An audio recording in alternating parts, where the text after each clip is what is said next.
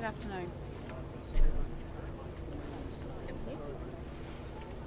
Can I ask for all of the cameras to make sure that our sign language interpreter is in the frame, please? Thank you.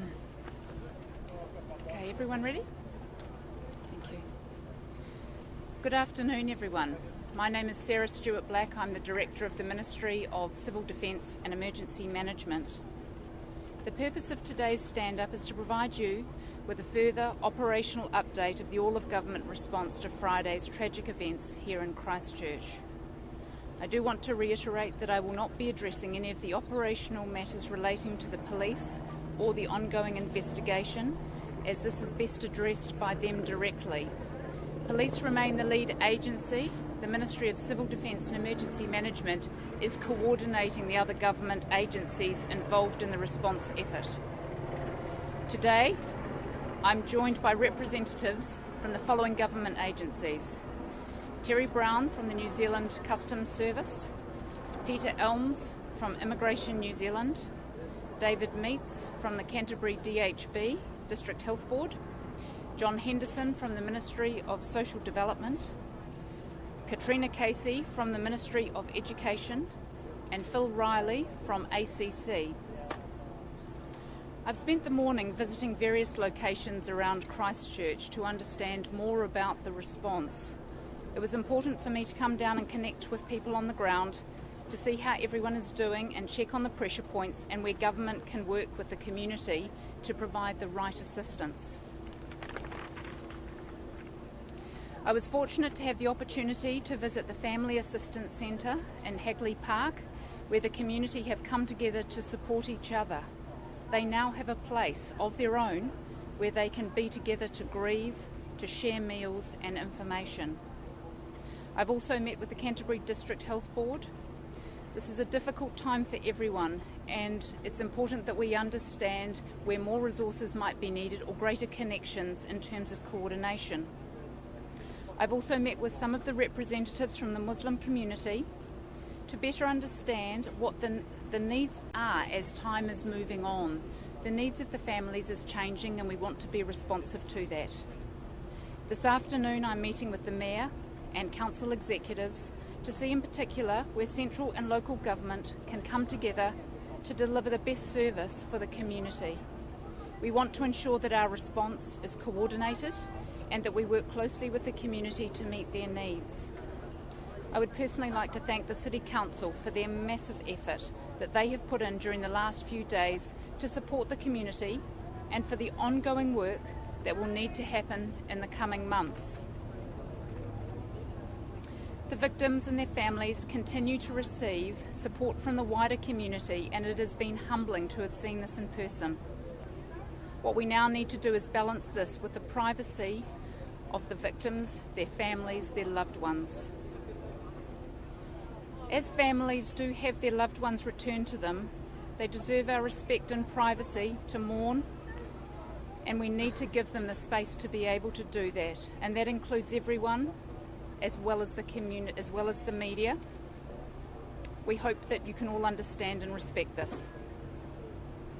In terms of the wider government response to this tragic event, we are continuing to support the victims, their families, and local and national communities as they try to make sense of what has happened. I spoke yesterday in Wellington about the fact that the full resources of the government have been mobilised to provide assistance and support where it is needed. Many agencies have a presence down here in Christchurch, as well as through various channels including text, 0800 numbers and online services. We are continuing to focus on the needs of communities and provide the services that they need at this time, but also be adapting to what their needs might be in the coming days and weeks. We know this will involve specialist staff and resources, and agencies are able to scale up if required.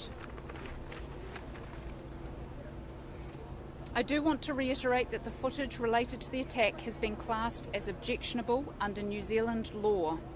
This means that it is an offence to possess, share or host it.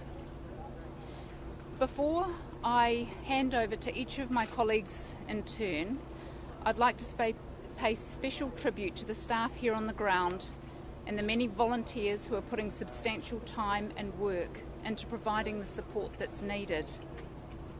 Now, what I'd like to do is introduce each speaker, provide them an opportunity to give an agency update, and then we'll hold questions till the end. So I'll firstly hand over to Terry Brown from the New Zealand Customs Service to provide his update. Terry. Thanks, Minister. Yes, firstly, on behalf of the New Zealand Customs Service, sincere sympathies to the family and friends of the lost. We feel your loss. The New Zealand Customs Service primary option is to support the police as the lead agency. In doing that, we've also expanded our presence at New Zealand international airports. We have a lead role, as the Minister has alluded, around the repatriation of bodies to loved ones overseas. We're working closely with the police and their family liaison officers to ensure that that can be expedited and facilitated, and Customs will waive or complete any formalities that are required to ensure that does occur. Otherwise, the various inquiries that have been initiated and have been announced in the past 24 hours, Customs will obviously play a full role in those. Thank you. Can I now invite David Meets from the Canterbury District Health Board? It seems a long time since 48 gunshot wounds turned up at Christchurch Hospital. Today we have still 30 people that are in Christchurch Hospital, 9 of which are still in intensive care and in a critical condition. There are 2 patients that have been transferred over the past few days to Auckland. One is a 4-year-old child that was transferred to Starship Hospital, and her father was transferred, and that child remains in a critical condition. The father was also transferred up to Auckland Hospital to be close to his daughter and with his wife, and he is in a stable condition in Auckland. Part of the ongoing response to the patients that we've had so far, there will be ongoing multiple operations for a number of those patients, and it is going to be a long-term recovery journey that many of them will be undertaking. At the same time, while we're dealing with the tragic events, we're also balancing the needs of the rest of the community that are still continuing to get sick and be unwell, and other trauma coming through the door. And that is something, again, the teams are continuing to meet the needs of the community, and that has been supported by both our primary care colleagues, which are a very important part of our own health system response, and there are a number of the larger tertiary district health boards that are picking up care that would normally come to Christchurch, that they are picking up that care on our behalf so that we can concentrate on the challenges that we have ahead. One of the things, like the rest of the community, there are and will remain a set of challenges, I think, for all of us as we process what has happened over the past few days, and in the attempt to try and make sense of that. So the home care medical, or the support line of 1737, has been a central response contact for those needing support or help. As of this morning, there are just over 600 people have been in contact with that, and the average consultation time on that is sitting in excess of 40 minutes. And again, that is showing up with different needs and responses both in Canterbury and in Christchurch and broader parts of New Zealand, and that's going to remain a really important part of our ongoing response. All of us, in terms of the agencies, whether that be police, education, MSD, police and a range of other agencies, we are all collectively joined up to ensure that whatever response we're doing across the community is connected and makes sense. But it's also recognising that our recovery from this is going to be a long-term journey, and it is going to require a lot of different responses over the coming months and years. So that might be a good place to leave that. Can I next invite John Henderson, who's from the Ministry of Social Development. John. As an organisation, we are doing everything we can to help the Muslim community, as well as continuing to serve the clients we currently serve. We have set up specialist teams in our Riccarton and Linwood service centres. We are also setting up across the country teams who have the cultural and language skills to provide support. As David mentioned, we are working closely as agencies across Canterbury to support each other for the people we serve. Generally, people will receive compensation and financial support through ACC, and we're working very closely with ACC, but we are here to help with regards to immediate needs of one-off costs such as food grants, petrol, clothing, medical fees and prescriptions, and would strongly encourage anyone who needs our assistance to contact us with any questions or concerns, and they can contact us through our contact centre 0800 559 009 or via our website. Can I now invite Katrina Casey from the Ministry of Education.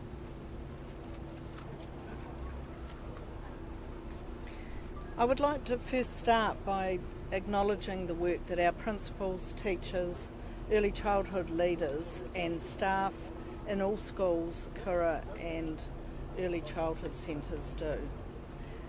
Nothing can possibly be tested as much as the strength of leadership teams and staff inside those settings in a tragedy like this. And sadly, this is not the first time for our Christchurch principals and teachers. They are doing an amazing job.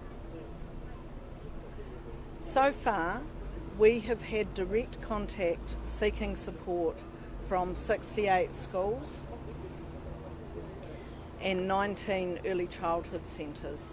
At any given time, we have up to 20 Priority 1 schools and 3 early childhood centres. A priority school or early childhood centre is one that has direct connections either to victims and or parents of victims and or staff and or the Muslim community. Our traumatic incident teams are in constant contact, visiting and multiple visits where needed to these priority schools, while at the same time making sure that all our other schools and early childhood centres are getting the right level of support. We're helping schools to develop appropriate processes for not just today but the coming weeks. This is not something where our support will be only this week. Our support will remain as long as it's needed, and we think that will be for some time to come. We are leveraging off our partner agencies, in particular health and mental health services. We have been coordinating support into schools with Mana Aki, the CDHB Child and Adolescent Mental Health Services, school-based mental health services, Nurse Maud, public health nurses, and our own resource teachers for learning behaviour. We're also working closely with the social workers in school, which are provided through the social development agencies. Just want to take a second to talk about Mana Aki. We have, between education and health, 65 workers supporting schools today from Mana Aki. They cover a range of services from social work and disciplines as counsellors, youth workers, teachers, health nurses. And this is an initiative that has been underway before this tragedy, but which is now being refocused into the areas of most need. This is part of the government's response to enhance mental health support inside schools. It is a national pilot and it is being piloted in Canterbury and only in Canterbury at this time.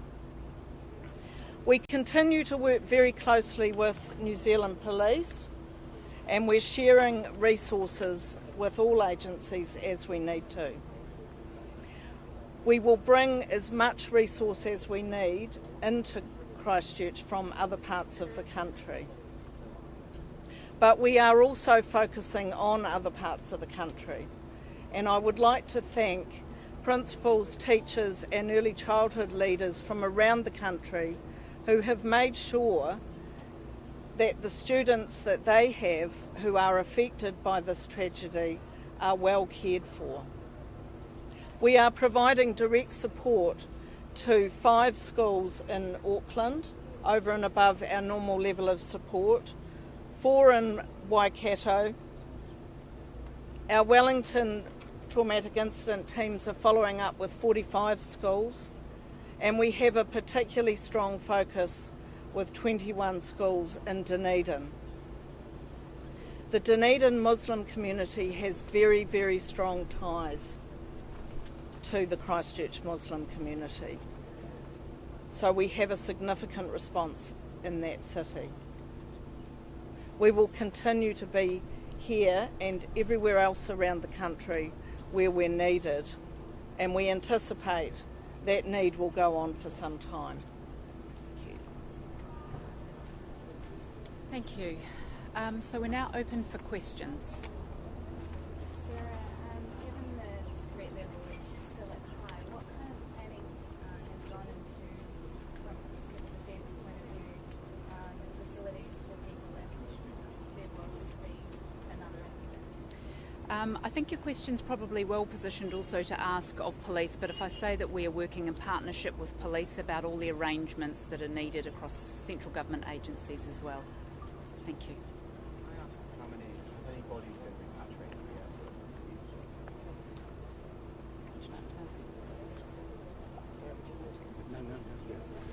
At this stage, no.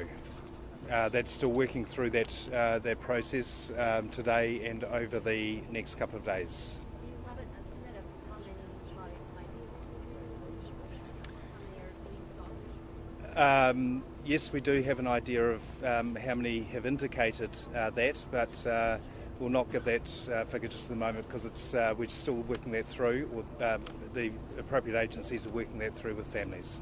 We are hearing that there's some concern about the time it's taking to return the bodies. So, are you aware of that? Are you addressing it? So I think this is a question for police because of the fact that they're the lead agency for those elements of the response effort. I'll need you to refer to them for those answers. I'm sorry, I missed my colleague Peter Elms from Immigration New Zealand. I'll just ask for him to provide his update. My apologies, Peter. Good afternoon, ladies and gentlemen. I'm Peter Elms. I'm the Assistant General Manager for Immigration New Zealand.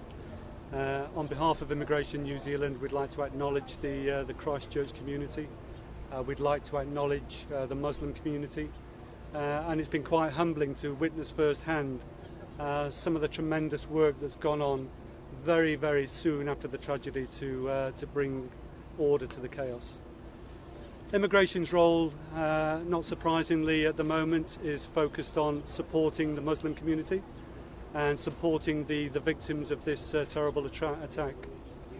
Very early after the attack, Immigration New Zealand has set up a 24/7 priority process, utilising our global network of officers to ensure that we're able to very quickly facilitate the entry of family into New Zealand to support the victims, both for burials and in the weeks following that. That process is working very well, and to date 65 visas have been granted for travelling family members who are either already here or on their way here.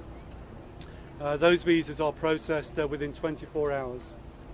As well as that, we recognise the importance of actually supporting the Muslim community here in Christchurch from a face-to-face perspective. We've started this morning at our Christchurch office, working closely with victim support and the New Zealand Police, arranging for family members to come in to our office, the victims, to tell us about what their immigration requirements are. Their immigration requirements can be quite broad. Not only do they want family and friends to come to New Zealand to support them, but many of them have got visa status here in New Zealand, and they're worried about the implications of what's happened on their status here.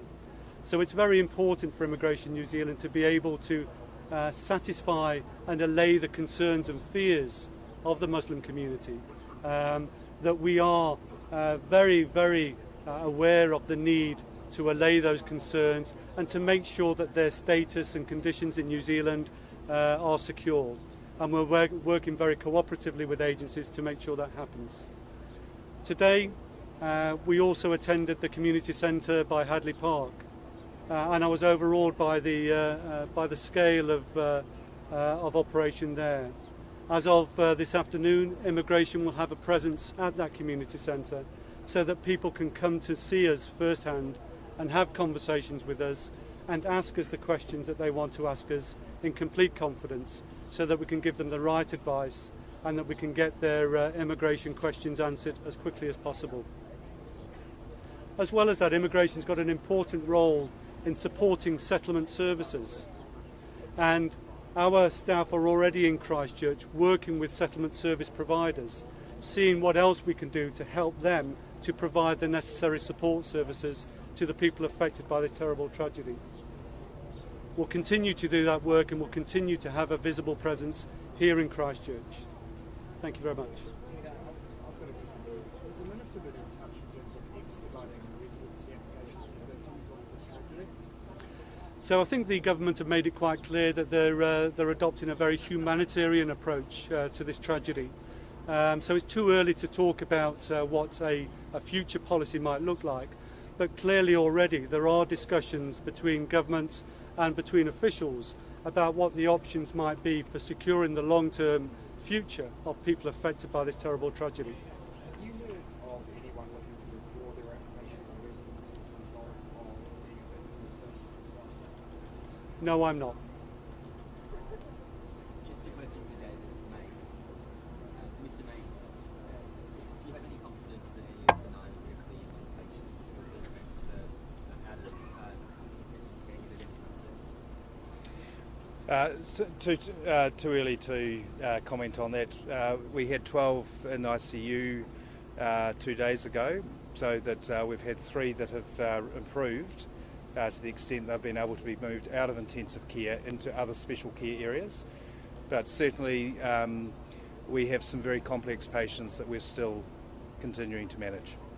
David, in terms of the number, quite a large number of people who have contacted 1737 so far, how many of those are you aware of approximately that have been affected by seeing the video?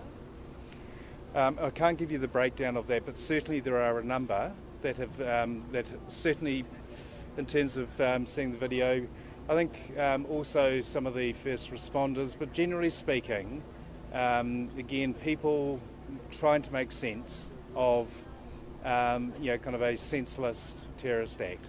Do you think that number has been impacted significantly by people having access to that objectionable footage? I would only be drawing some conclusions on that may be a wee bit unfair to do at the moment.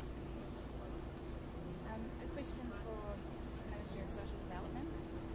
Social development. A lot of the victims here will have been the main income earners for the families. Yes. How much does that affect the support that you're giving? How can that impact on the support you're giving? Yeah, generally ACC would be the lead agency around some of the financial assistance, but we're working really closely with ACC to ensure that they get all the help they can get. Can I invite ACC to perhaps provide some extra information? Phil Thank Riley. you. Phil Riley from ACC. Again, we would add our commiserations and condolences to the victims and family members.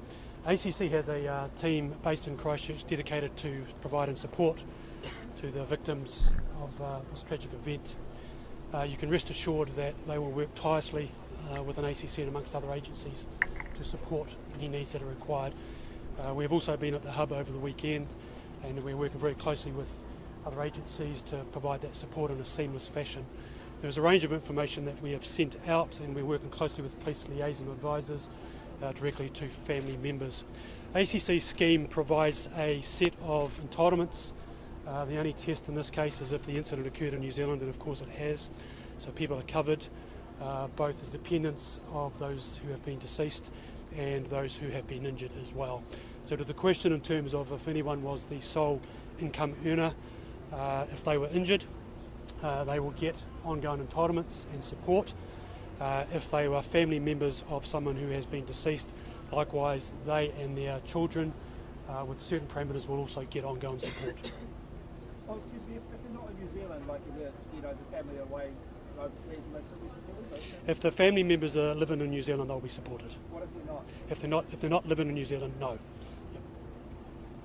Sarah, can I just ask, what's your understanding of the Islamic funeral and mourning traditions, and particularly the mourning period for widows, and how that may access their ability to access social services? Is that something that agencies are being briefed on, taking in mind?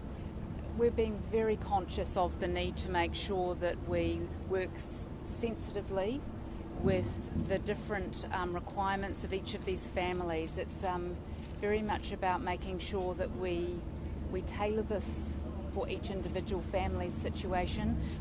Agencies are working closely with police on this and really wanting to make sure that we balance wanting to provide support with also not making it overwhelming for the families, and there's a really fine balance in there. So we're just taking it very sensitively to make sure that we get that right. But if I can assure you that we're very conscious of the need to make sure that it is a tailored, careful interaction with the families. Thank you. Question for customs.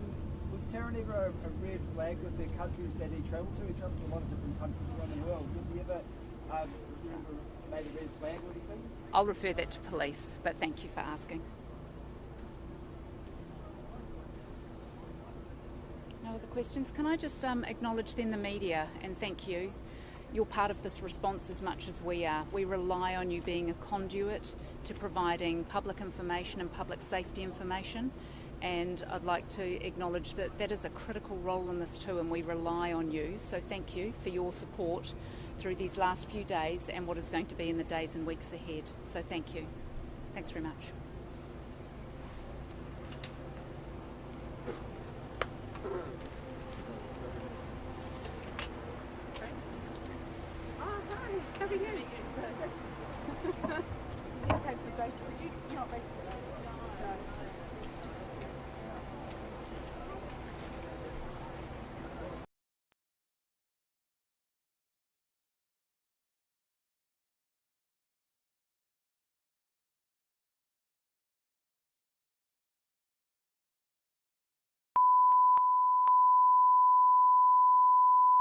This is the primary audio circuit for the Reuters live service.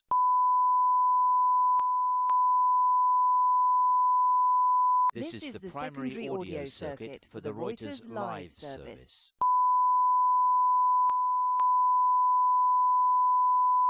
This is the primary audio circuit for the Reuters live service.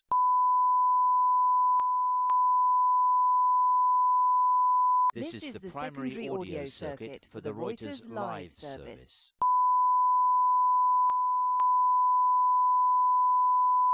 This is the primary audio circuit for the Reuters live service.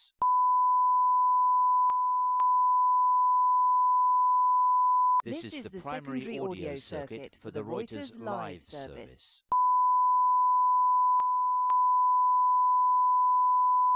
This is the primary audio circuit for the Reuters live service.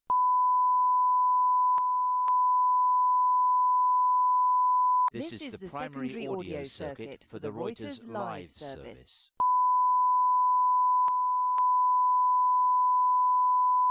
This is the primary audio circuit for the Reuters live service.